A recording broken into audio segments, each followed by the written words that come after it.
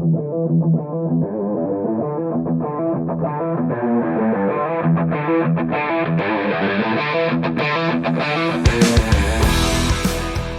to the Automotive Diagnostic Podcast.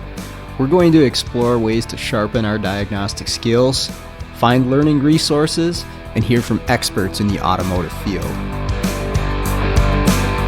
This episode is brought to you by L1 Automotive Training and Keith Perkins.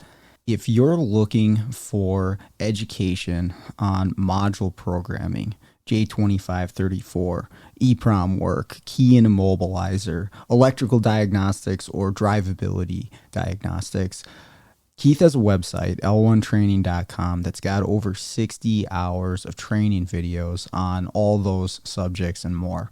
When I first started out doing mobile, I utilized Keith's videos on module programming in J2534 in order to get my head wrapped around what I would need for the tooling, the computers, the software setups, what kind of obstacles I would be up against when I'm out there programming modules on cars. And it was a huge benefit to me. And I continue to use the training videos that he has on his website. So I strongly recommend checking out l1training.com. The link is in the show notes. Hey, what's going on, automotive world? Welcome to another episode of the Automotive Diagnostic Podcast. My name is Sean Tipping. I'll be your host once again this week with Tomi Oliva. On the show this week, we've got Pedro de la Torre joining us. Always a pleasure to have Pedro on the show.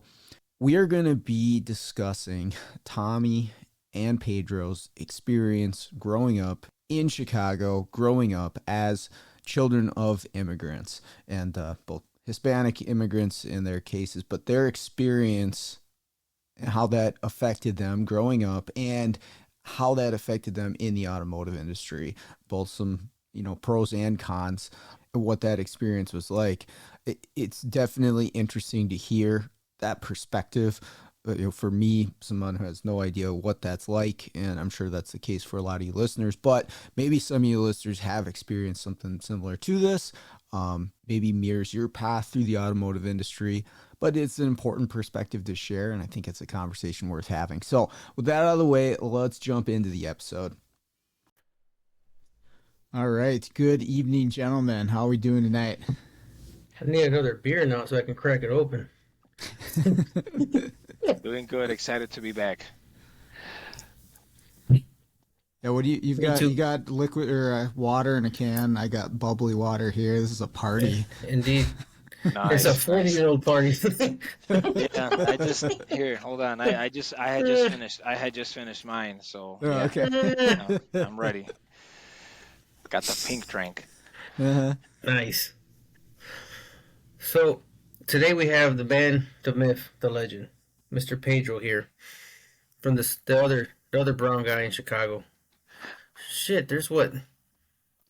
How many of this? There's three. Well, there's you and the other Sanchez. I mean, you and the other Pedro. I'm sorry, Sanchez. Who's the other brown guy? We won't hang out with anybody else, right? I thought we were just picking on Pedro's, but yeah, that I could think of from our small group that we hang out. Just Petey. Petey is Petey. Yeah, you gotta definitely be nice to talk to him soon. Yeah, I know, right? Fucking guy's a hermit. I hope he hears this. Tomi, can you turn your mic down just a little bit? Yeah. It's going off the scale.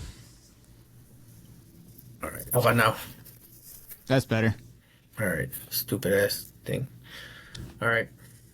Yeah, no, so we have Pedro out today, not so much talking about his extreme technical prowess, but just talking about what it was like to be a child of an immigrant, particularly a Hispanic immigrant who grew up in a rough part of Chicago, much like myself, and how that translates into issues and positive notes in the automotive industry.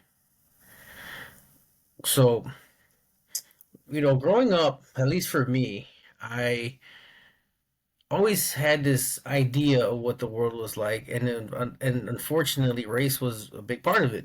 And a lot of people don't really realize, because we are all kind of in our own little world, right? Like Sean, you grew up in what would be considered what, suburbs, or a rural area of Minnesota. Yeah, we moved around, but primarily the out in the sticks of Minnesota. Yeah, see, and like, our experiences are different because at least for me, I kind of grew up. It's a little weird, right? Like I grew up in an environment, right, where my neighborhood where the shop was at was right there next to where like Pedro grew up, and Pedro grew up in a neighborhood called Back of the Yards. I grew up in Humble Park. That's where my dad started the shop. But we lived in an area called Belmont Cragen. Well, at the time, Belmont Cragen was primarily Polish, but it was also for some reason like a lot of Hispanics started gravitating there, and I suspected it's because it was kind of houses were 40 grand, 45 grand at the time. They were a lot cheaper there than any other area in Chicago, aside from being in the South Side. And well, fortunately, when my parents moved there, the neighborhood school was a school that had it was like a CPS project, CPS Chicago Public Schools, and that school actually had it was mixed with kids with disabilities. So the school received a lot of funding. So I mean, we had we had it all, um, for being a Chicago public school. So I got exposed to everything, and honestly, most of the kids who went to the school, they kind of grew up blue collar parents, but they were kind of spoiled. So I really didn't see a lot of the poverty going to school. I saw that at work. At school, it's like the kids that had a new pair of Jordans every month, nice clothes. I got picked on for being poor because I didn't have any nice clothes. So again, you grew up thinking that you're just poor. My dad slings tires and he's poor. So I don't know I don't know about you guys or how you guys were perceived as children, how you perceive the world as in terms of like how you grew up. Yeah, I so I was born in Minnesota, and then my parents moved out to Cleveland, Ohio when I was Ew.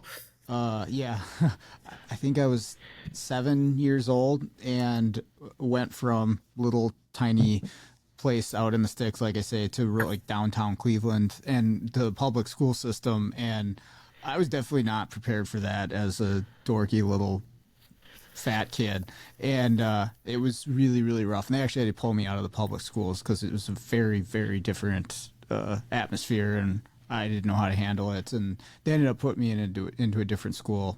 Luckily, my parents had the means to do that.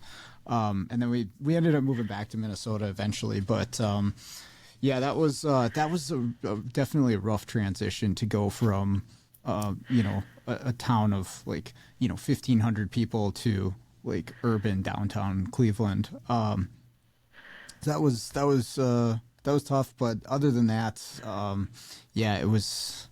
I guess I had the benefit of growing up in a small town, which I definitely enjoyed. And I don't know that there was so much of the like rich and poor stuff, because like everybody that lives in a small town like that, it's a bunch of farmers and blue collar workers, and most people, for the most part, it's all kind of, you're on the same scale as far as income and class goes. So I guess I didn't experience a whole lot of that going to school or growing up, and we had a shop class, which was nice. But Nice, nice. Yeah, just before we started recording, I had made a comment about the schools and the area that I went to in elementary. Um, it was there was a lot of things happening in those neighborhoods. If anyone's ever heard of the back of the yards, the 90s were rough there, and we didn't have any programs like that, right? I had made a comment to you guys that even seeing kids have recess on TV seemed awesome to us. You'd go, you'd have your lunch, and they try to keep you safe, and you go home. So it was something I always looked for, though. I always wanted some extracurricular stuff like that involved doing something, learning something, do something with your hands, automotive, carpentry, things like that. So it wasn't readily available. So once I got into high school, I was really excited. Where we actually, one of the programs that caught my attention was the junior ROTC. So that's something that I dove in hard because that was actually one of the first things I was able to do that was part of school. But that wasn't until high school. So from up until eighth grade, there wasn't really a lot of exposure like that. And it's interesting that you bring that up, Tommy, because you do live somewhat in a bubble, based on the neighborhood you're in and the upbringing. When you have parents that are not as familiar with just a lot of things going on. Our vacations were awesome. We'd go to Mexico, see our family. They would show us stuff from over there, and it was beautiful. I really loved it. Uh, but it's a big world out there. There's a lot to learn. There's a lot to see, a lot of things to get exposed to that can help you grow your mind. Um, so it was more like you get to a certain age where you can be more independent, and it's like a race to absorb as much as you can and get exposed to as much as you can. No, it's definitely eye opening, right? How big the world is in terms of just cultural. You know what I'm saying? Like much like I know we've talked about it, but I know you come from you're a child of an immigrant family. You're a first generation born here, much as himself, and it was weird, man. Like there was so much weird stuff going on. Like I would I would see stuff like um we were raised in terms of how our parents were raised back home, but yet Yeah. you observe everybody else and you're like, okay, why are they doing this? Why are they doing that? Why do we have to do this again? It's because again, you're to Sean's point, right? Like when you grow up in an area like that, you kind of like flock together, right? You kind of grow up the same way, and everybody had different values. And I mean, like me, for example, my area was mainly Hispanic, black, some white, not a lot. And through the cultural shocks, even with between Hispanics, man, the culture's different, man. Like so Guatemalan in their towns, they do something like, oh, come and eat, but that's just more of like not being rude, but you never accept it because people are poor and they're just being nice to offer, but you're not supposed to take it because you don't know if they can afford to feed you or not. But you go to the Mexicans, and the Mexicans have by far the best hospitality of any nationality I met. Dude, you go into any Mexican's house to study or do anything, dude, you coming out fucking fed. Like even if they don't like you, they still feed you. So, but then I go to like little Timmy's house, and dinner time comes around, and they're like, "All right, get the hell out. Time to go home. Time to go home because we're gonna eat." And so you go back and tell your mom that, and they're like, "How dare they, mom? How they didn't feed you? Like, what's wrong with them?" And so it was just like there's just this weird situation, right, where you're like stuck in between two worlds, like the past and the future. Yeah, it's I mean those differences to me were always I'm trying to think of the word. I guess it just really always stood out to me as how different I always you would feel if you grew up. I think you said it best from the first generation from immigrants because I always felt that I was missing out on things because my parents didn't understand a lot of things that were going on. I couldn't participate in some things because Mm. maybe they just felt unsure of what the outcome would be. So it was like you're not allowed, right? So it's very interesting. I think it doesn't definitely build up some callous though. You get exposed to a lot and you have to deal with a lot of things that maybe you could see all of your peers be allowed to do, but I wasn't. You get used to rejection. Yeah. Mm. So it makes you a little tougher in some senses where you just have to deal with it and accept it because it felt different and you knew it had to be different and you ran with it. Yeah. So I think that's always a cool thing. It definitely has its perks, right? I didn't learn to speak English until being born here and all that fun stuff, but at home, that's all we knew. So up until kindergarten, first grade, that's when I started to learn just from having to sit in the classroom. Okay. So you kind of just ran with it and did your best. And I think at that age you catch quick, right? TV's around you, you So, have people around you. But yeah, I remember even just one specific memory I always have was learning the word the, and I would always ask myself in my mind, like, why isn't it THA, right? So you're kind of just sitting there trying to mhm. understand it. So it's just little things like that that always stood out to me as I was trying to learn. Yeah, at least for me, dude, my mom hated my ass, dude, because out of all her kids, I'm the only one that was I refused to speak Spanish. At home? Like as a child. No, yeah, even at home, like my mom would talk to me in Spanish and I fucking blast her in English and she would beat me No. and I just didn't give a shit. Like I Yeah. actually my Spanish, which is really weird because every single like every nationality, right? Like whether you're whatever country you're from, there's accents, much like us, right? Like you have a Canadian accent, us Chicagoans. I finally realized we do have a nasty ass accent, and I'm like, and the Guatemalans have a very particular one, and also the particular way of pronouncing words and certain words that they say. Dude, I don't talk like a Guatemalan for shit. Like because I, Yeah. I grew up in the West Side, and again, Puerto Ricans, Dominicans, blacks, you know, basically the rest of Latin America, or not all of them, but like there are a lot of couple Caribbean countries that you come across, and so I had to learn how to speak to a lot of these countries, and I just never picked up on the accent, man. Because again, my Spanish came from working at the shop, not really from speaking to my parents. Because again, I talked to them in Spanish, but when I was a child, yeah, man, my mom used to just fucking hate me because again, I refused to speak it. I have no idea why. I don't even remember that. Interesting. Yeah. Uh, No, I accepted that I had no choice, so I I did as I was told. no, Um, man. but it was yeah, you're right, because when you talk Spanish, you don't sound like somebody from Guatemala. I know a handful, and it's very very distinct Mhm. accent that you do not carry.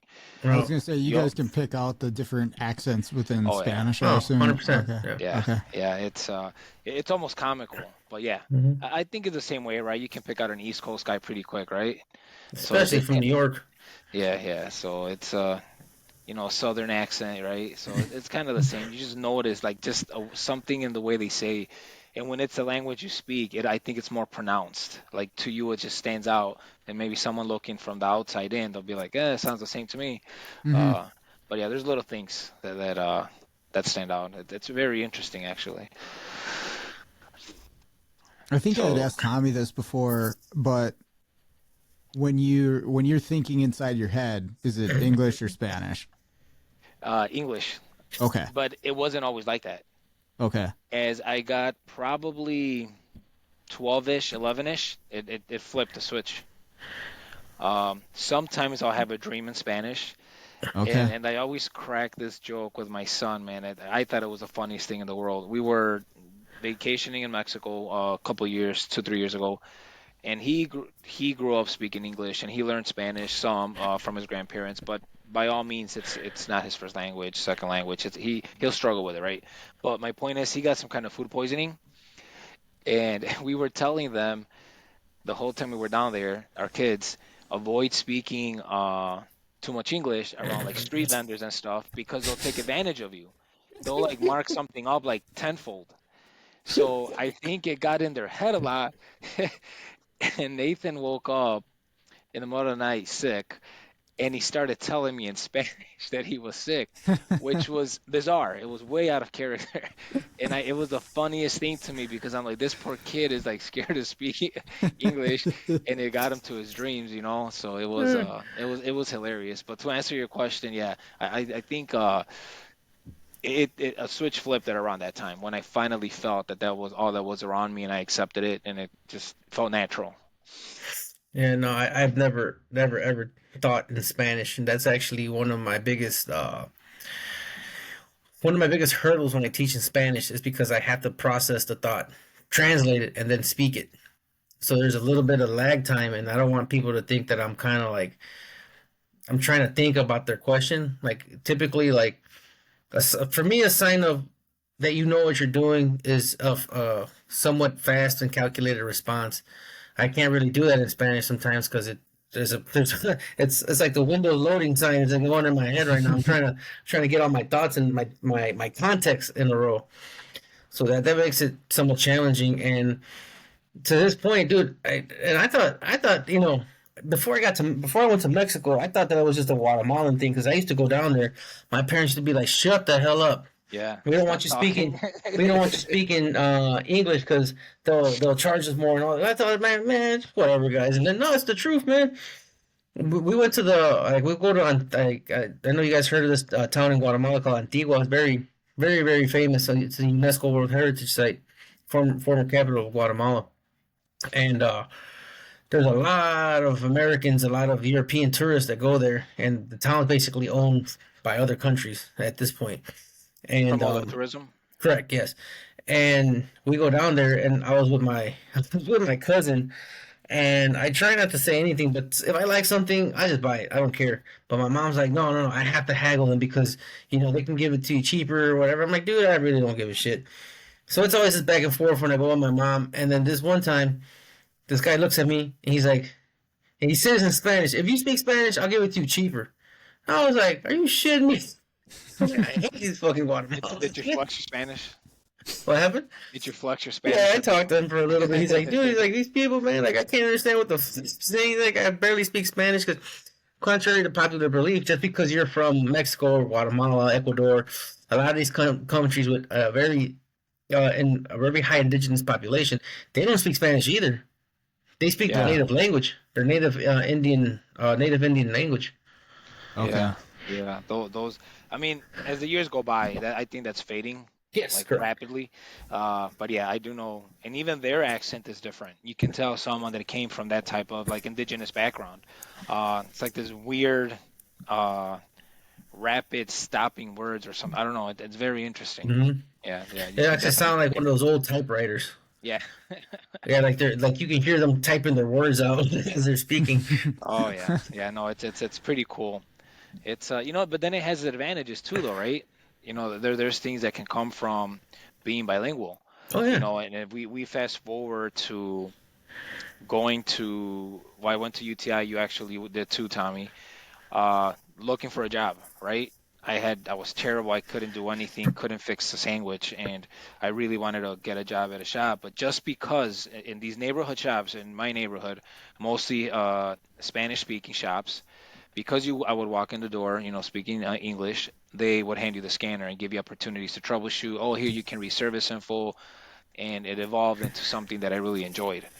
And I think you might have been in that same situation, right? I mean, you were the only one at the shop. You went to school, and here, Tommy, read the service manual. You'll know what to do with it. You know what's funny is that the guy who taught me how to work on cars started laughing at me when I started telling him that there's information he can read. He's like, "Oh, we don't need that stuff here. We can fix cars without it." I'm like, "All right." And then Oh boy. 4 years later, he's calling me for help. Yeah. I was like, And it happens, right? It's an interesting thing. When you look at just purely business, just pure business perspective, if a business owner knows that they can bring in more customers or their business can grow by having a bilingual person, you can use that to your advantage.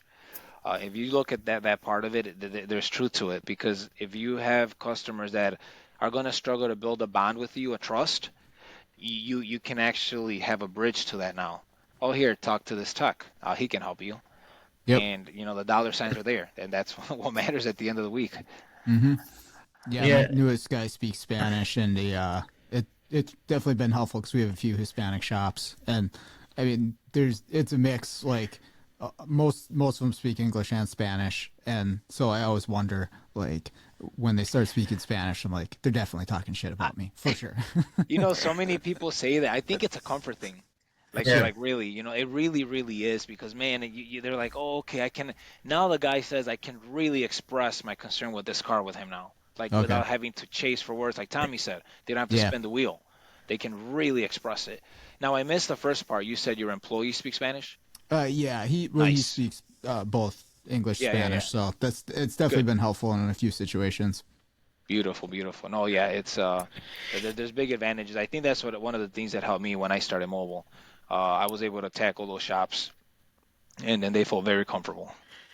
It's a gift and a curse. At least I don't know about you, Pedro, but at least for me being mobile here, man, it taught me a lot, and it taught me a lot about again the perception that people have, and like at least for me, dude, like I always feel that it's a mixed bag, right? And when I first started, I would walk into some of the nice professional shops, and I would sometimes like get these like, what the fuck are you doing here type of look. And then I'll go to like my people shops, which are the dumps or the shittier shops, and oh, they welcome me with open arms. Oh, you want a beer? You want some food? Blah blah blah. But then when it's time to pay the bills, they're like, "Oh, come on, man, you can't help me out with this one. We got like $1,000 tied up and we never fixed it. It's a sob story." And I'm just like, bro, like, is it because I'm brown, dude? Like, you think I'm gonna work for cheaper? But then in the industry, we also have other mobile guys here, and I've asked them, and they happen to be white. Hey, man, they're like, oh, I love the Hispanic shops, man. They always pay me cash and this and that. I'm like, bro, I'm like, and again, it's like the perception because and I think it's that because when I was a kid, like my parents would always say this shit like white people were better than us. Like, oh, you don't go to the white man shop because he charges too much. You don't hire the white plumber; he charges too much. He does good work, but he charges too much. Like, you don't hire the white contract. Like, it was always color. Like, I swear, growing up, it was just like it's almost like this idea, this ideology that came because unfortunately, I think I've been a victim of racism maybe a handful of times, like true racism, where I can pretty much have proof that you are being racist, that you don't like me based on the color of my skin. I could count them on one hand, but like my parents, when they came here in the '70s, nah, man, people were fucking racist. But it wasn't just white people. Like my mom had a Korean lady who made her life a living hell, because my mom was a seamstress. She used to work at the like she would whatever she would flow jobs, doing making clothes.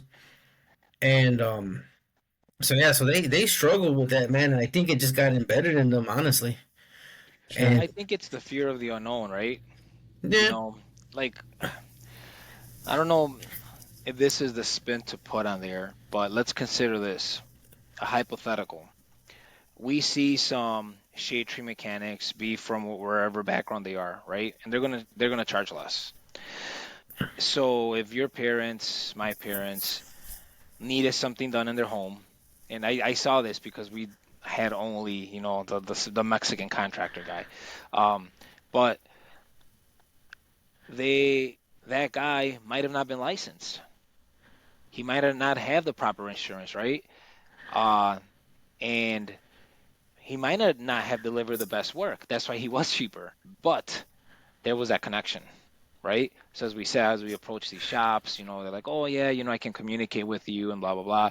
And sometimes because I can think of a handful of times, my father would pay for something. It was terrible. He'd have to pay somebody else to get it done again. So one going for that first low price because he felt that bond, that connection with someone he could relate with, didn't always play out to his benefit. And that's interesting, but it never changed even till this day. He's been put himself in some weird situations because he interested in somebody that he thought would give him a great price and a great service, but at the end it was not. And I think that's where that perception comes from. Like you said, oh, don't go with this guy or that guy because they're going to charge you more. But sometimes it's more of like how we say, well, we have a fixed fee with our diagnostic or a fixed fee with our repairs because we offer all of this and we stand behind it. So it is very rarely did those things ever work out in a positive for us. Um, I don't know if you would agree. oh, definitely. I don't know if Sean has any experiences like that in terms of like comparing bottom tier to top tier. Yeah, I mean, so the most common shops that I go to that are just, I don't know, it's like all Vietnamese people that run and own the shops. And I have a series of those, lots of transmission shops. So we go into a number of those, and it was very strange. So at first, like I didn't make a huge push for it, but I was like, okay, called me for a transmission. I go in, program it, and they were very standoffish. And you could tell, like, most of them did not want me to be there, did not want to talk to me, not friendly at all. Yeah. And it just happened to work out that, okay, hey, come in. I did the thing. I made it happen. And then they would spread to the other shops because a lot of them are family. A lot of them know each other, like you guys are talking about. Like, they stay connected within, their groups and their families. And then all of a sudden, like, all of them are calling me, and we've been pretty successful with it. Like, and for the most part, like, everybody's friendly when we go in there and stuff. But it was definitely awkward feeling at first going in, like you could tell, like, oh, that dude to build does that not trust, like me. right? You had to break that wall, because you could be there, charge them, and take off, right? And they're thinking right away, that's what this guy's going to do. He's not going to program it right, and he's going to take off after he charges us. Right. Yeah.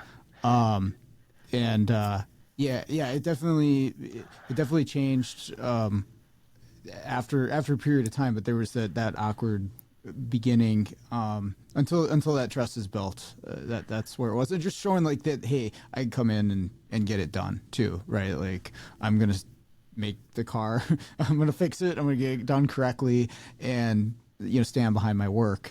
And you build that up, and it makes a heck of a difference. That's what worked for me, is just showing it, like, hey, I can do the job, and okay, hey, we're good. Oh, that's interesting. I mean, as focusing on cultures, I can tell you this, and I think this agrees with your point, Tommy. I do feel that for some weird reason, because I grew up with this instilled in me, and it took me forever to overcome it. There's some cultures that, and I don't mean it in a bad way, just bear with me to make a point. There's almost like they have this superiority complex, or not complex, but like they are very comfortable feeling with who they are, right? Like a lot of could be Asians a lot of times, right? They stick together. They're very proud of their culture and what they do and how they work. But for me and a lot of people that I know, it was almost like you had to, like, always overcome, like, feeling less. And a lot of it I feel has been with some of the Hispanic community, and I don't know why. I really don't know, but I could see some other people. I mean, there's some European immigrants that I know, Asian. It didn't matter from where, but there wasn't that much concern or a complex of feeling lesser and having to prove otherwise. And I don't know where that started or how it got there, but I could see. I see it a lot, and it's spoken of a lot. It's almost like a thing in the culture. And it's not like you're always working against it, but it's affected within ourselves. Really interesting, and I could say that over and over for a long time, and I don't understand it.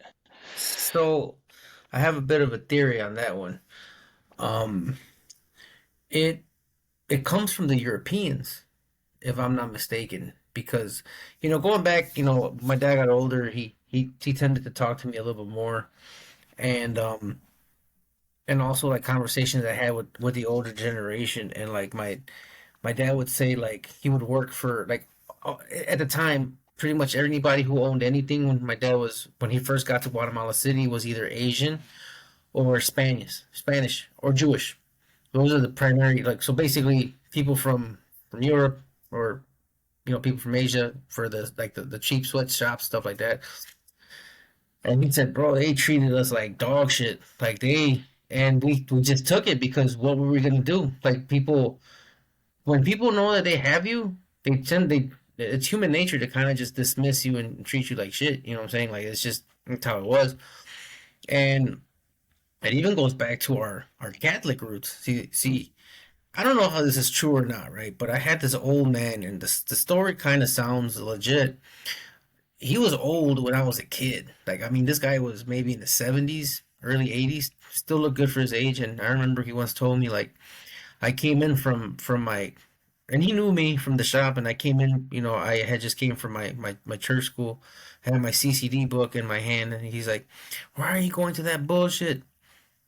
And I'm looking at him like, I mean, when you're a kid, like, you're like especially a Catholic kid, like, you're like, did he just say that? Say that. Like, you're gonna blow up, and right now, like, let me stand over here.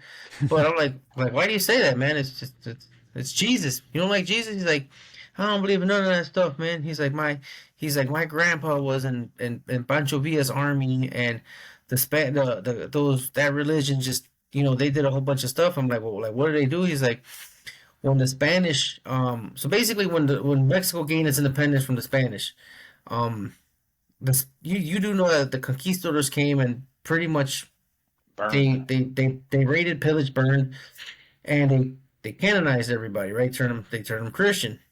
Yep. Well, they basically took people's land and they installed their own people to oversee. So basically, they came into somebody came to your business, Sean, and said, you know what, I'm gonna take over because if not, you're gonna go to hell. And you're like, okay, so now you basically work for somebody else.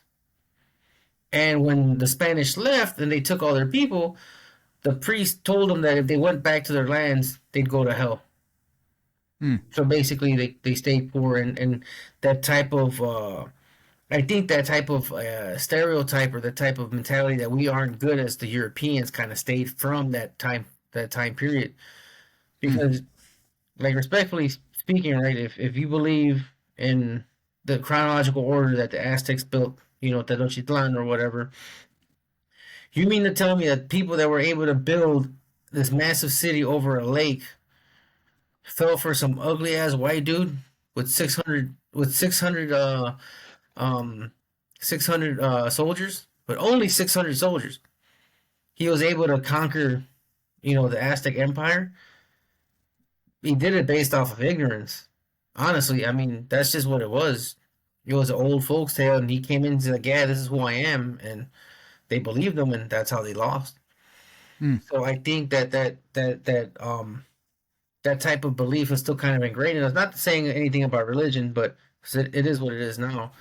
But I feel like it's deep rooted within our previous generation. Because it ain't with me, man. Like everything that I've been through, I don't think there's any. I'm not better than nobody, but I don't think anybody's better than me either.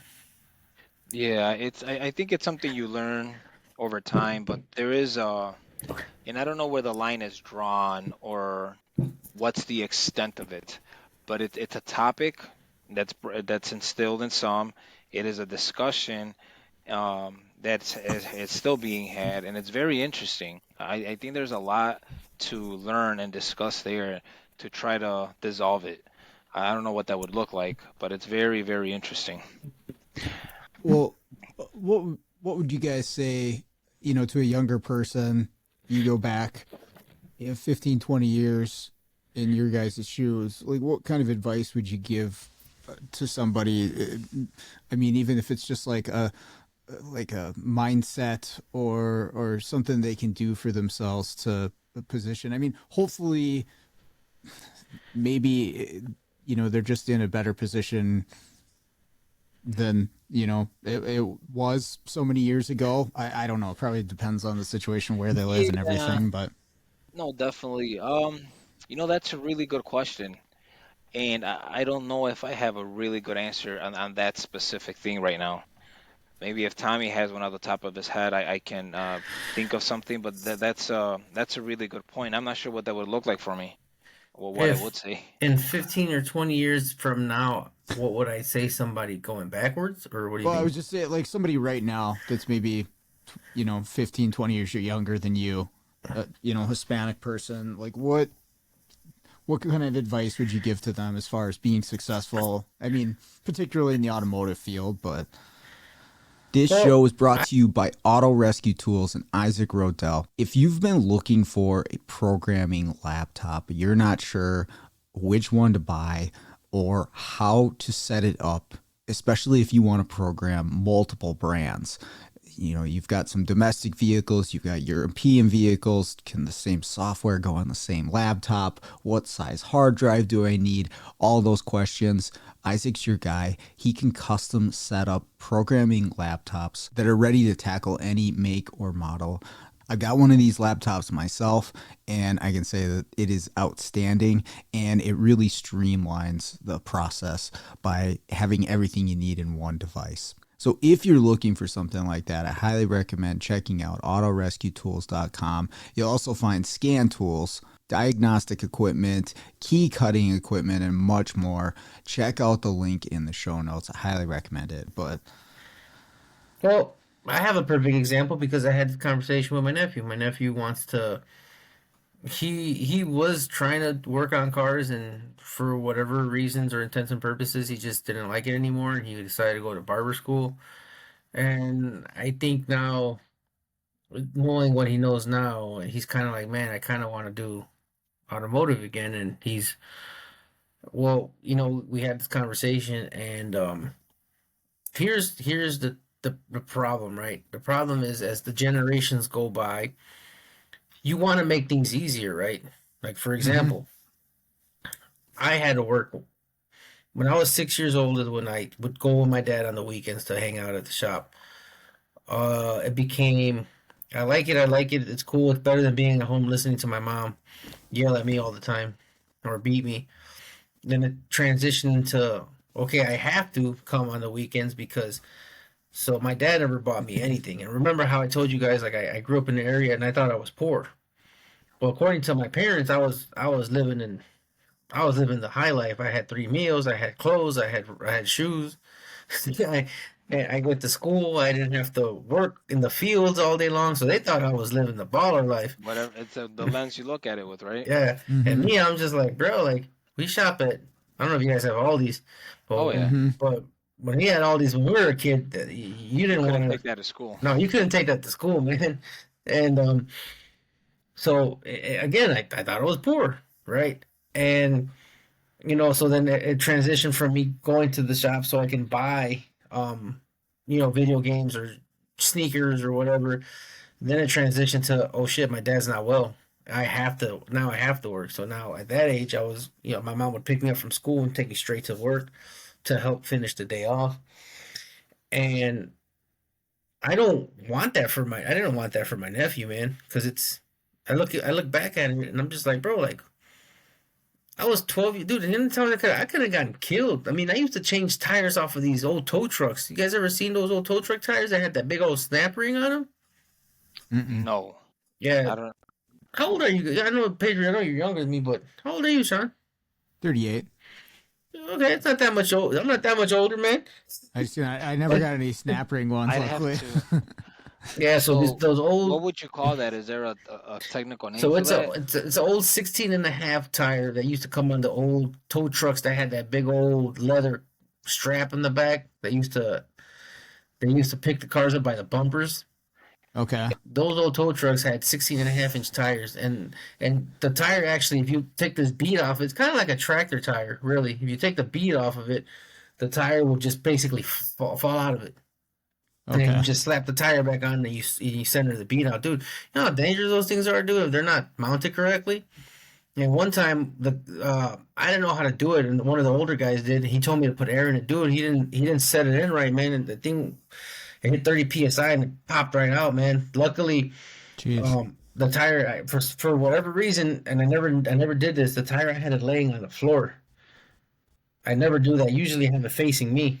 But I don't know, something told me just put it on the floor, and I did, and that damn ring just popped out, and almost hit the roof. So is that ring like the lip that goes on the lip of the tire? It is the lip, basically. So it was okay. So like a regular wheel, but the lip was removable. Yep. So you take that lip off, and the tire basically just slid right off. Yep. I'm looking at some pictures now with them using 2 pry bars, kind of like the manual way. And then you have to lock them in place, and he didn't lock it properly, dude. And I'm like, bro, I could have gotten killed. Like, I don't want that for my nephew, man. I don't want him. It's not necessary. You don't like we have one childhood, man. We have our whole lives to work, right? But then I've never heard of this. But then what happens though, right? What happens is life tends to get easier, right? I had 2 jobs in high school, and I went to one of the best high schools in the city. 4 or 5 hours of homework every night, and I had to go help my dad, and I delivered newspapers in the morning.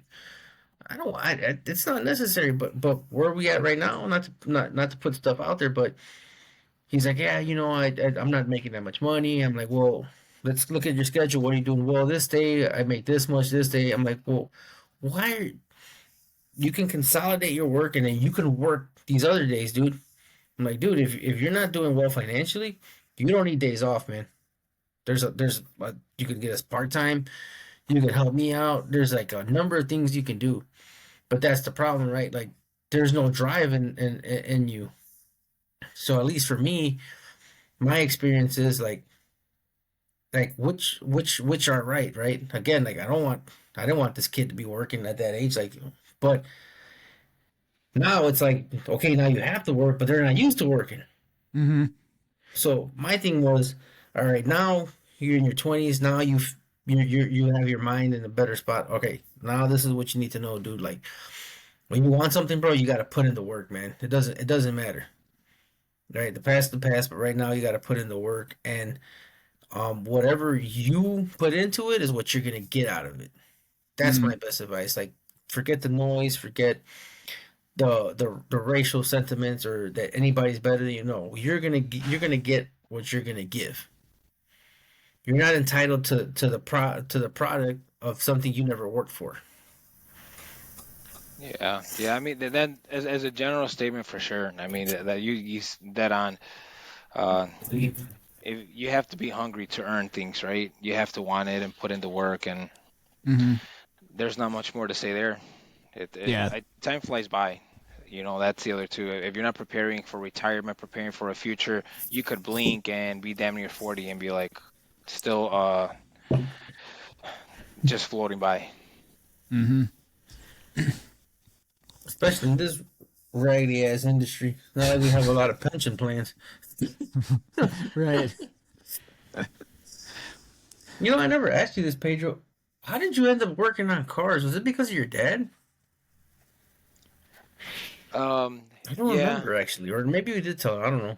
yeah. It was things happen and I had some limited choices for a while, and I'm like, well, I need to figure out what I do after high school. I ended up trying 1 year in I don't know if you call them traveling or international, but a concrete company where they would pour concrete on That's sure freeways. I say escort.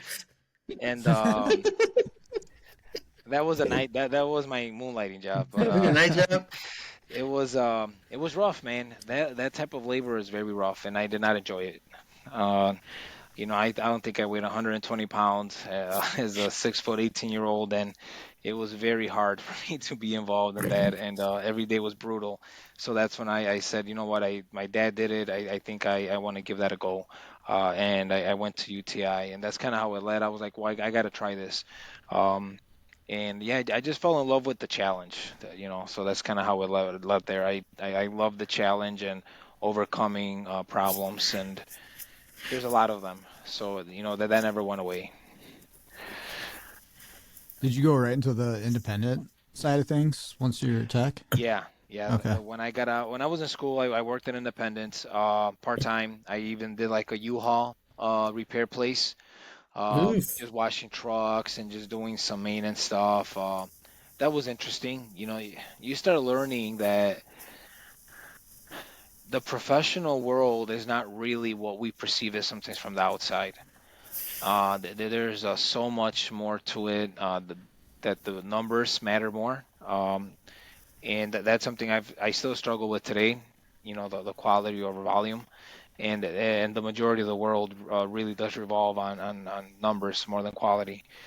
So it's very interesting. But yeah, it was always small places. Um, I don't think I ever worked in a shop that had more than 3 employees. Okay. Yeah, yeah, very, very small settings. Because I think when I mean you worked at a dealership for a short amount of time, Tommy, right? And I think Sean, Yeah. you were at a Firestone, if Yep. I'm not mistaken. Yeah, Firestone for majority of it. And then you went to trade school. Yep. Yeah, it's a 2-year technical school local. Nice, nice. And did you work when you were going to school? Yeah. Yeah, I was working at a little gas station that had a shop attached to it. Just Nice. breaking stuff and figuring stuff out. But it was the same thing. Like there was 2 techs and a service manager, and that was pretty much it. And from Firestone, you went to teaching? Yeah. Yeah, I transitioned. I was still doing a little bit of Firestone on the weekends at first, but then quit that and picked up the mobile thing. But yeah, went from there to teaching. Awesome, awesome. Yeah, it's interesting the paths that come about. Right. Because how long were you at the dealership, Tommy? Yeah, about a year, a little less. Okay. Yeah, A little that's less, man. My my biggest lesson from the dealer was because again, like growing up as the guy who taught me how to work on cars was a hack. The gentleman who I went to school when I went to high school, we had a technical program, so we had a full fledged shop. He taught me how to work on cars professionally. That's when I started to like it a lot more. And so growing up, you get this thing like, oh, I'll just take it to the dealer. They'll fix it. They'll fix anything. The dealer's the best. Like, so that's the perception, right? That the dealer was the best. I got to this raggedy ass dealer, man, and oh man, these guys were some fucking hacks, dude. Like I'm talking about, I saw shit that even that hack mechanic that taught me would never do. Like, dude, this guy had a brand new 350Z, right? First year, first model. This rich kid owned it. Took it to a sound shop. The sound shop, I guess it was the first one they worked on. They decided to run an amp, a speaker, and I don't know, they were trying to attach something to the heater box, and they drilled a hole right into the heater core. They drilled a screw right in through it, so it filled the entire car with coolant. So the sound shop's insurance paid for the repair, right? So they towed it to Nissan, and this guy had it, right, bro. He yanked everything out, seats, carpet. They replaced the carpet, the heater box. So there was a pool of coolant inside the car, right? And because he didn't want to walk to the other side of the shop to get the stupid wetback, he just drilled holes in the body, dude, to empty out the car. He was like, "Oh, they're never gonna see this." Some speed holes. I was just like, "Wow, dude, you're fucking hacked, dude." Like these guys didn't know how to balance times. Like, man, it was so bad, dude. It was so bad. I was like, you know what, man? Yeah, no. And after all the political bullshit that I went through, I was like, okay, man. Yeah. I would literally rather sell used tires for the rest of my life than set foot in another dealer, dude. And I never did. You hear some good stories, some people that are really, I mean, some amazing places, and maybe they're not as common, right? But you hear some stories just like yours, and then you hear some guys like, man, that they had a great experience, great reputation. But yeah, for some reason, I think this is probably a bad thing. I feel like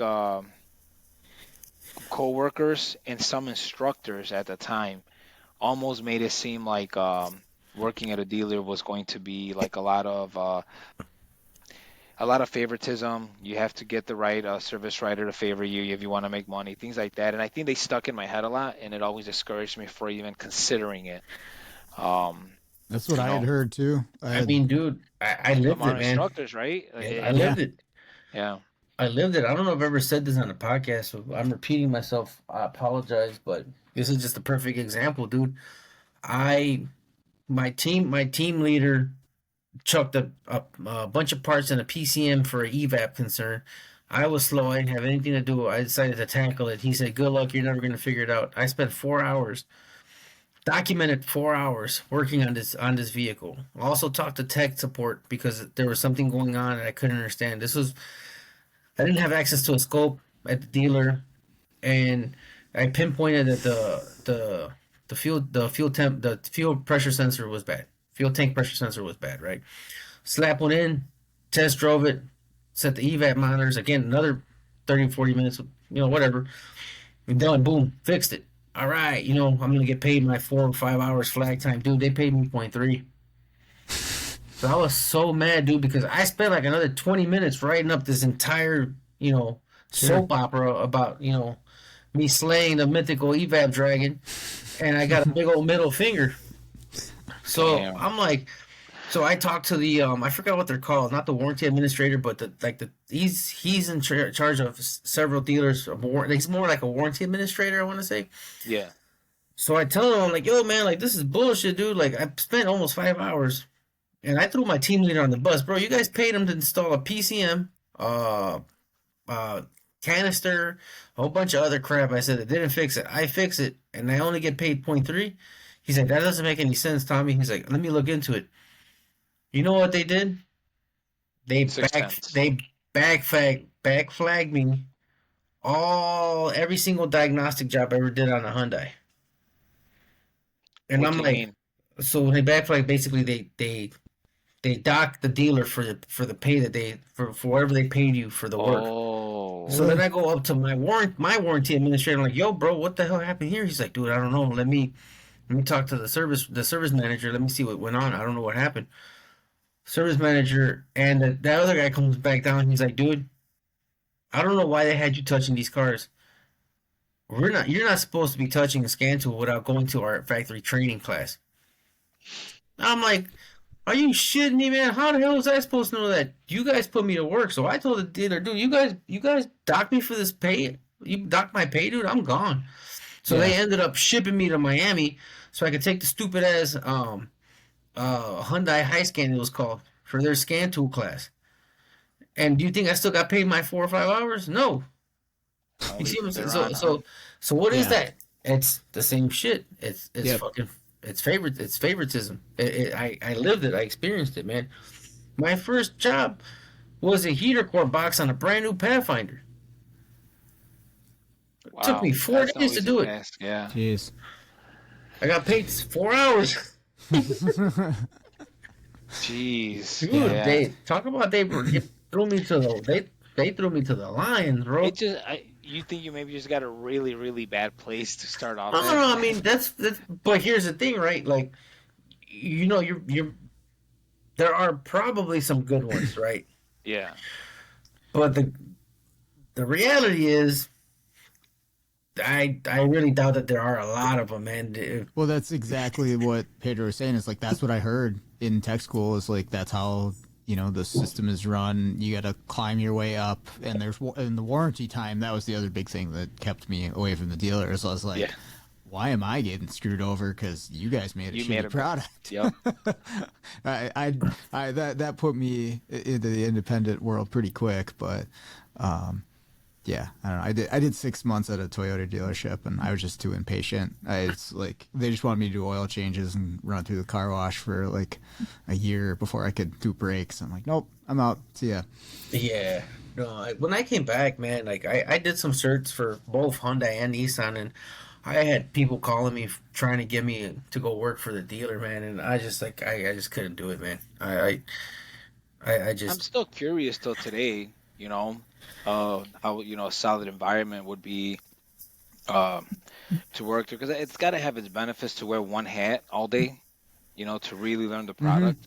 I think there has to be. Oh yeah. So I have 3 or 4 former students that work at the local Benz dealer, and I'll go in there from time to time. And like at least at this particular location, they seem to really have a good setup, and these guys are really happy there.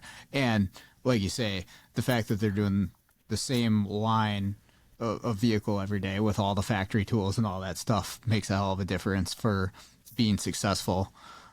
Yeah, that drives me nuts though, man, because that was one of the only things that I didn't like when I was at the dealer.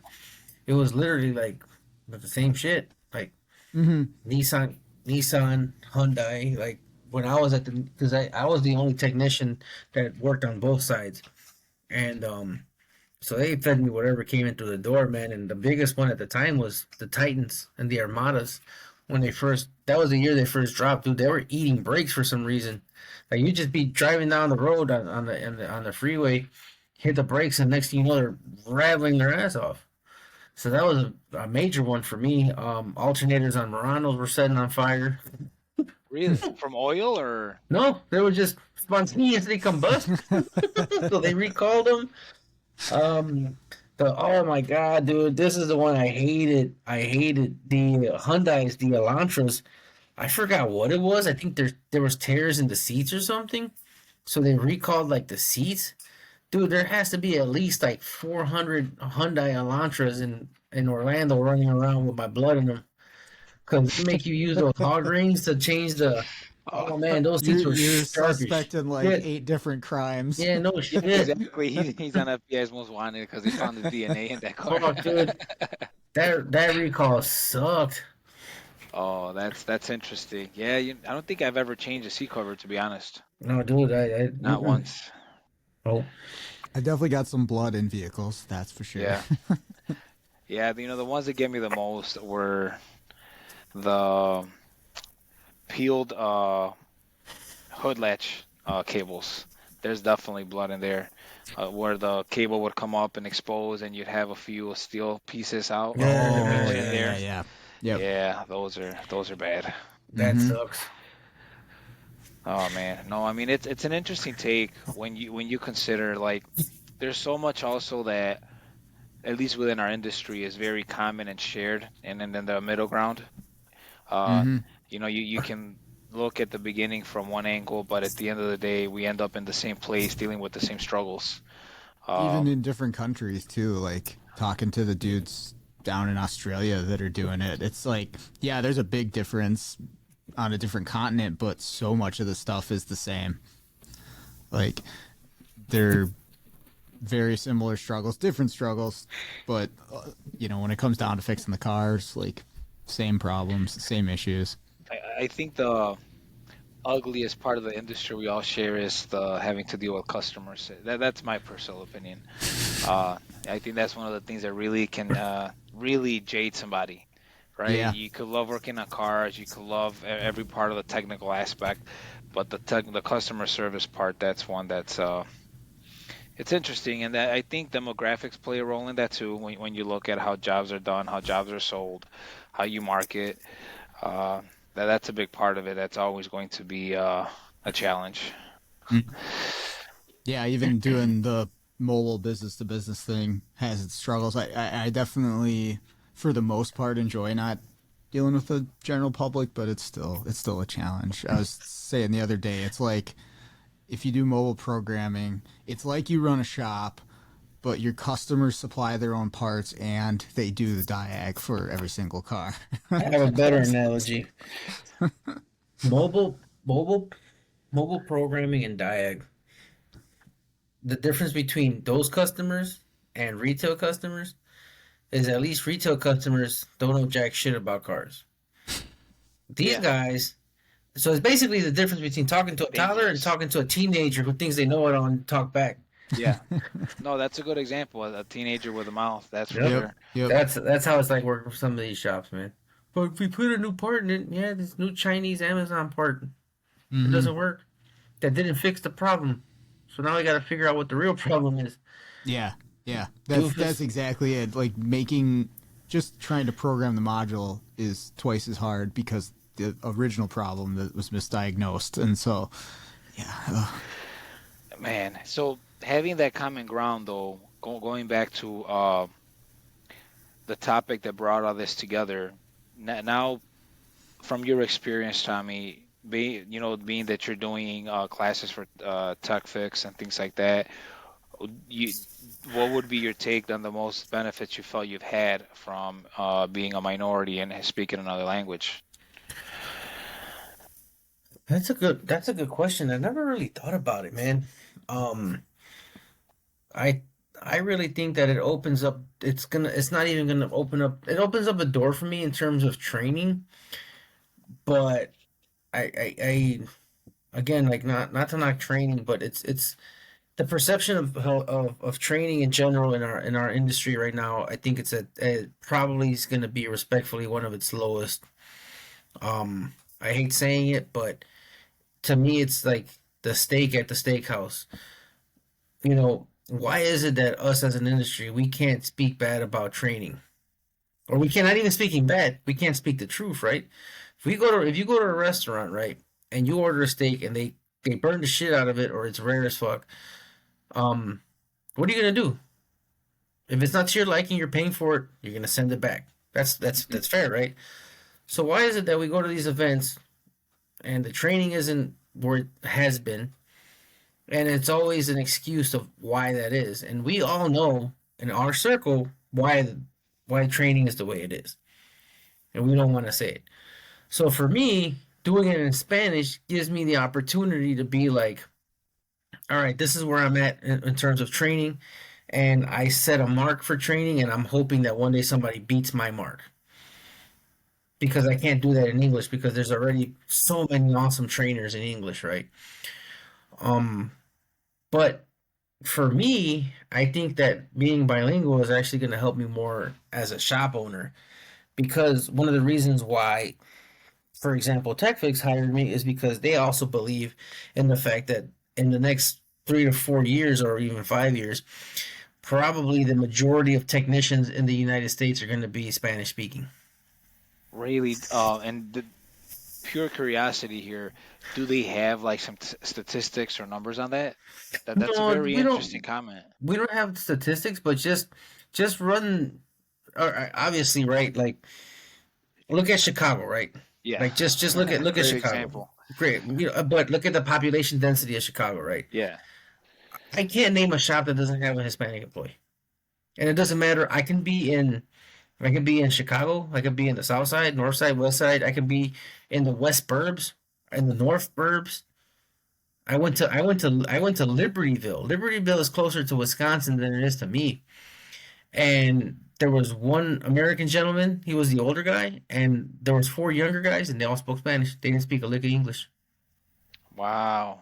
So just do those odds. I service a lot of shops who use ShopFix as coaching, and that's how my work got like my name has gotten around. And every single one of them, for the most part, only has like one or two non-Spanish speaking employees. They're all Spanish speakers.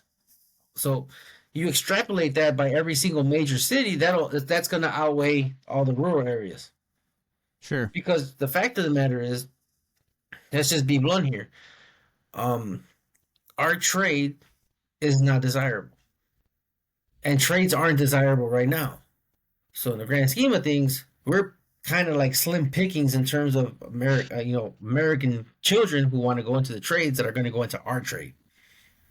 Yeah, I mean, because it's the land of opportunity, and there's a lot of opportunities and other things that don't involve buying your own tools. And there's a shift, right? A lot of guys are pushing for that. Yeah. Buying your own tools, expected to know everything your first day when knowing nothing, and it's getting harder to be taught something in the beginning. So yeah, that's a really good point. And another point that we really don't realize is this is actually this is the best and the worst time to be a technician.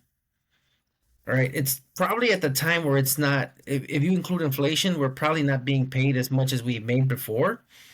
But this is the one time in our industry where we don't really need a lot of money to be in this industry right now. I'll give you a perfect example, dude.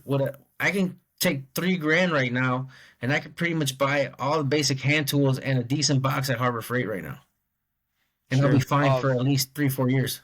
Of improved quality, because when we were starting off, there wasn't much quality there. Man, but look at the scan tools, right? Really think back. What scan tool could we have bought, even a brick, when we started off? My first scan tool was $5,000. It was a Mako the Terminator. Now you could go to Amazon and get a scan tool. You could have a locksmith quality scan tool for probably a little over $1,000. Yeah, $1,500. Do most everything. And if you want to limit it down to just some limited functions, I mean, you could probably do it for $200, $100. I took the scan, bro. The scan tool I took my cousin to Guatemala was $250, dude. He fucking loved it. So that's very. Yeah, no, you're right. I think it's a good time and a bad time for some. The good is, I think you can demand more. Yeah, right? you got leverage. Yes, there's definitely a lot more leverage. The problem is the work is shit. So you can leverage all day long until we get to the point where it's sustainable to be a salaried technician, right? Like a 6-figure salaried technician. It's kind of pointless, man, because we're still under the thumb of warranty work. Yeah, I was reading an article discussing the NBA earlier today, and with that leverage, I believe also has to come some responsibility from the techs to train and bring. You can't demand that type of salary and benefits if you don't bring anything to the table. Right. I know some guys that could crank out some work. I mean, really good techs. I mean, those guys could command whatever they want. But we don't have that many. Now we have some that can't even get to these guys' heels and want the same pay. Just because they know that shops are struggling to have employees. So yeah, that's very interesting. Yeah, it's gonna be a very interesting 4 or 5 years. It's these next, we're gonna have this conversation, God willing, when I'm 45, in 5 more years. This industry is actually gonna aggressively improve, or we're doomed. There's not gonna be any middle ground. I think it's just gonna go both ways, because everybody's like, oh, everybody's concerned about EVs. I don't really care about EVs. They're gonna get fixed no matter what. The problem is, are we gonna be able to do it, in an economical way? Because I don't care who you are, man. If a Tesla needs a $20,000 battery in 5-6 years, it's junk. It's worthless. Well, yeah. How about these like Global B Suburbans or Escalades 10 years down the road? It's going to be just a mess. It's a mess. It's a mess now. Like one of my biggest requests for modules right now is late like 2017, 2018 Ram Wrangler ABS modules. Dude, the dealers are selling them. You have to submit a star case just to order it, and you might not even get one because they're not available. Oof. Dude, that's an 8-year-old car. You're gonna tell me that there's not a module being produced for a 7-8-year-old car right now? Right. Dude, that's ridiculous, man. Yeah, that's. I mean, one thing's for sure, it's unknown. I'm not sure how it's gonna look. I'm curious to see how it plays out. I really am. I have no idea how it's gonna play out, man. I don't know, because like I said, it's gonna swing to our most prosperous time in this industry, or it's just gonna be like because consumers are just not gonna buy cars anymore, and it's gonna go subscription based. But again, you still need people to service and maintain them. Yeah. But in the grand scheme of things, do you really need somebody to do in-depth diagnostics and mechanical repair if you're chucking these cars every 3 years as part of a subscription like a phone? Yeah. And is that going to work for the independent world if, 2 or 3 companies own all the cars, right? They're just going to they're going to service them themselves. Or it might be a bidding war, right? Sure. You're going to be stuck in these contracts, the lowest bidder, and have to still deliver some volume. I don't think we're going to see it. At least I personally don't think we're going to see it that soon. I really don't. I think the same way we hold on to things and certain ways of living, we're not going to give up cars that soon. It's coming, and I think they're little by little it's going to change. But I guess for our sake as well, I hope and I think that we're not going to really see that part of it. I hope so too, dude. But it has to something has to give, man. Because, dude, how is it that in when did it come out? 2000? No, in 2000 when the first Escalade dropped. So this is what, 25 years ago. Mm-hmm. It was like 40 grand, 30 in the 30s. An Escalade was in the 30s. It's $140,000 right now. All plastic too.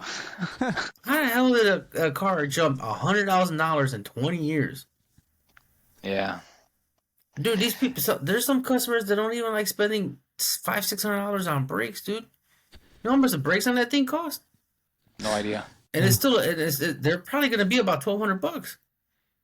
So That's at the end of the day, ridiculous. it's still a vehicle that has $140,000 worth of parts, whether it's 20 grand 5 years from now. So then, what's the next generation going to look like?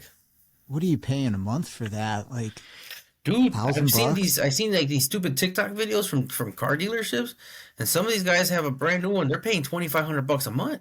Jesus Christ. That's more than my mortgage. You have to live in it at that point. You got me messed up, dude. You could buy a really, really nice RV. And use one for that money. Yeah. It's ridiculous, man. And again, obviously not everybody's gonna buy one, but what does that say about, dude? What is it right now? A mid-tier vehicle, Palisade, right? Not even a fancy vehicle. They're 50, 60K. Yeah. Well, like a regular Silverado is right up there too, I'll stick to my 2010s and 2012s. Yep. That's all I own. Yeah, there's a shift coming, dude, and I just don't know what that's gonna be. It can go a lot of ways. I'm just hoping it's prosperous for us, dude, because we're due some time, man. It's just the vehicles are that one thing that consumers have yet to realize how expensive they are because they never paid for them. Sure. If you think about it, right? It's always like $600 a month, $500 a month, 800, whatever. People don't really realize how expensive they are because they've never come out of pocket $100K, $50K, $60K to pay for it. It's that Snap-on sales pitch, right? Yeah, that's Only exactly 50 what a it is. week. Yep. No, I mean that makes sense. I think as what we the three of us I could say do as mobile techs and things like that is we're going to see a really high demand for our services as all those changes are happening rapidly, and there's a lot of industry techs that are not training and keeping up with this technology that's changing ever so fast, and then they're going to see the decline into the shift you were talking about with the modern technology, the modern way of ownership.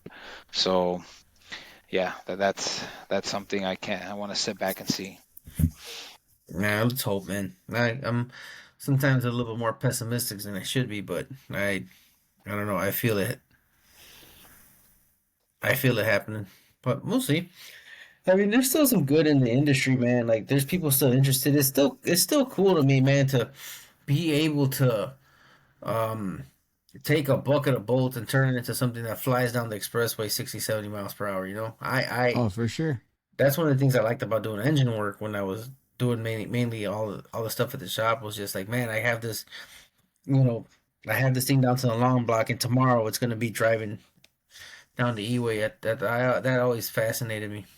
Well, and I'm sure you guys get them now too. Where like, oh, hey, this thing's been sitting for 2 years or bouncing around shops for X amount of time and can't, it hasn't been running. And you finally make some stuff happen and get it going. That's definitely satisfying.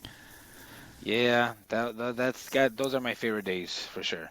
Mm-hmm. Right? Or they're like it hasn't been started in 2 years. You do something and boom, fires right Yeah. up. Yeah, Mm-hmm. that's always a cool feeling.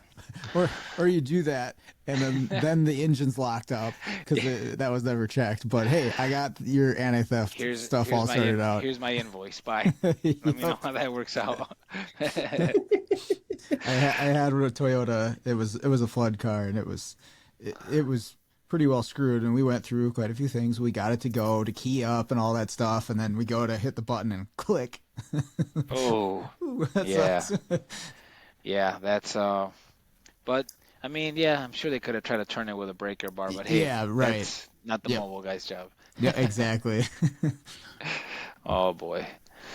No, that's yeah, I mean there's a lot of intertwining things with this, so it's very cool. I mean, here's hoping to the best. If not, then we did what we could. Mm-hmm. Hope for the best. Cool. You got anything else new going on, Pedro, since we talked last? Still got your shop going out there? Um, I'm doing 100% mobile again. Oh, okay. Yeah, just working for myself now. No employees. Okay. I think it's been promoted quite a bit. I'm doing a few classes with Automotive Seminars, part of their technician development program, along with Scott Manna and Tim Jones. I'm really excited about that. Yeah, that's awesome. So we're focused kind of on somewhat on the crew we've been beating up on a little bit is to grab some guys that are entry level, mid level, and try to build them up with some really good foundations or redo their foundations if you may, just to freshen them up and hopefully bring them to a new level where they can continue learning. I think if we can reinforce those basics and really give guys the confidence um, to start learning things inside out, and then they can start focusing on advanced training. I'm guilty of this where I've been fascinated by really high end training. Like just ridiculous case study, right? Something that you'll probably Mm-hmm. never see. And I think we have forgotten about the daily in and out that a lot of guys need. So I'm really excited about that. Nice. There's so yeah, that's really the big thing that I'm really looking forward to right now. Okay. Yeah, me too, man. I think that's actually what automotive training needs is an entire reset in terms of marketing and technicians' ego, Oh yeah. right? Because it's a chicken and the egg, right? Something has to give. It's the same thing I tell the industry itself between shops, right? Like shops, it's they always fight with their technicians, like, oh, you're moonlighting, you're taking money away from us that you could be paying you more money, and well, which one's gonna stop because the shop owner maybe doesn't pay him enough, so that's why he has to, right? So the training stuff is kind of the same. nobody wants to label these classes correctly because people don't attend the classes. But then they also complain that the classes aren't what they say they are. So which one's gonna have to give? And I feel that having more introductory classes or classes that are geared towards entry level are good for everybody, man. Not just people who are starting, man. I mean, shoot, anybody can use a basic class, man. Mm-hmm. Oh, You, as you're putting something basic together, you realize you might have not really known how something works, yeah. Mm-hmm. right? Yep. And then we have to admit that to ourselves. We have to, because it can actually help you grow. So it's yeah, that ego tech is something. Yeah, that's 100% true. Like when I was doing the college stuff, and you do have to start at the basic level, and you're like, oh, I don't really understand this. I got by doing this, and okay, that kind of works, but I didn't really understand how it worked. So it's No, it's cool stuff. yeah, It's very exciting, and I hope at techs of all levels start getting involved with that. Um, and I do think there has to be some leniency too with our training. Not to counter your point, Tommy, but more like there's so many styles of learning and styles of teaching and just personalities that I don't think we can have enough training of any material, of any topic. I think the more that's available, broad training, not just one company or whatnot, but I think just a lot of different training is going to be essential for us to survive in our industry, to keep being as awesome as it is, and keep having the same group of amazing guys that I've learned to, I've had an opportunity to meet and network with. So No, looking yeah. forward to that. No, I totally agree. My stance is the marketing part. Like, I hate being lied to. I hate going into an advanced fuel trim class and talking about a 2004 fucking Crown Victoria. No, Like, I for mean, for example, like, you know how I feel about marketing. So yeah, I know it makes things complicated. yeah, training's gonna be training, man. Because to your point, there's different Kool-Aid for a reason. Like, everybody likes different teaching styles and they learn differently, and that's fine. That's get out there and take some sort of classes or train something. My thing is, like, I just don't want to be misled. That's my biggest issue. Because, dude, now that we're all here in the sense of being shop owners, you know how expensive it is to send somebody out there. yeah. When And you take for into account lost revenue, yeah, the and number then, and then is for ridiculous. and let's be realistic here. Do you, aside from the possible motivation of said employee, do you really see a return of investment on something that you guys think you can teach maybe better than where you're going? Probably not. The at least for me though, from trying it a few times and I'm still learning. Hopefully, I'll be able to do a better job with it. I don't. It's hard to sometimes train in house. I think some people can do amazing with it. I know a lot of people that do it and they do well. I think I do better, or would do better, if it was not just in house. If I could have them go out and see different ways of doing things. Yeah, but what fine. That's a great point. But then with so many great companies just going stuff online, do you really send somebody now? No, yeah, that's It yeah. it depends on the training. If there's a hands-on option or something like that, like I just sent Steve down to Perkins ADOS thing, and that was fantastic for him. And I also was like, hey, maybe try to get some like business tips while you're down there too. Bring those back too. So, Yep. but yeah, it all depends on what type of training. But I mean, that's it for me. It's like I'm really looking at it to make sure, like, okay, I know this is going to be valuable because the instructor, the content, whatever it is, before I drop in the dough for them to go. Because yeah, it's not just the cost of the class and the hotel and the flight. It's the lost revenue and all that stuff too. Yeah, So lost revenue. You're paying them to sit there. Yep. So I know a shop owner that he amazing businessman, and right now that you said that, Sean, he really, really does his research before he will send his guys anywhere, spend whatever it costs. It doesn't matter, but he has to make sure that wherever he's sending them, it's going to be worth their time. Mm-hmm. So I think that's important, and I think it ties in together to your topic, Tommy, about how you promote the classes, the titles, the descriptions, to just be honest with yourself as instructors and the marketing team to also be honest with whoever's paying and spending their hard-earned money. ROI, baby. I gotta see if I gotta spend it. I gotta see when it's coming back or how it's coming back.